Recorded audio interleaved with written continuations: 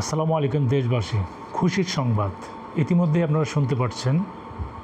আমাদের সংসদের যারা সদস্য আছেন, এমপি মন্ত্রী মহোদয়গণ, বিশেষ করে বিরোধী দলীয় নেতা এবং দলীয় নেতারা অলরেডি রাস্তায় নেমে পড়েছেন। তারা চাঁদার বিরুদ্ধে ঐক্যবদ্ধভাবে সংগ্রামে নেমে পড়েছেন। সুতরাং আমরা যারা জনগণ আছি, আমরাও তাদের সাথে হাতে হাত মিলিয়ে, আমরা ব্যবসায়ীরা যারা বিশেষ করে হাতে হাত মিলিয়ে আমরা যেন চাঁদাবাজের বিরুদ্ধে ঐক্যমত গড়ে তুলতে পারি।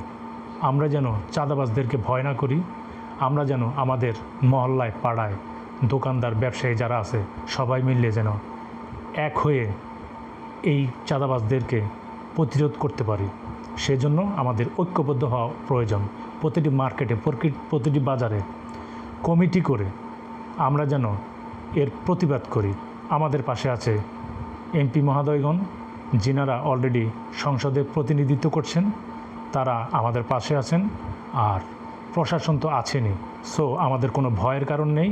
এতদিন যারা আমরা ভয় পেয়েছি ফ্যাসিস্টদের আমলে, যাদের অত্যাচারে এই দেশের মানুষ 15 থেকে 17টি বছর জ্বালা যন্ত্রণায় ভুগছে, আজ হয়তোবা আমাদের সামনে এক নতুন দিগন্তের পথ উন্মোচন হচ্ছে। সো আমরা যেন কোনোভাবে এই সুযোগ হাতছাড়া না করি।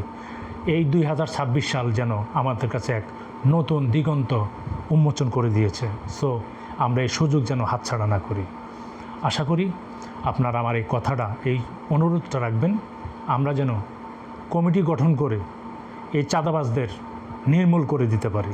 সাথে আছে আমাদের সংসদ নেতারা এবং সাথে আছে প্রশাসন।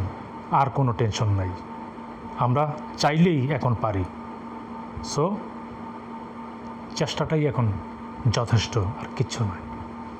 আসসালামু আলাইকুম রহমতুল্লাহ ওয়া বারাকাতুহু।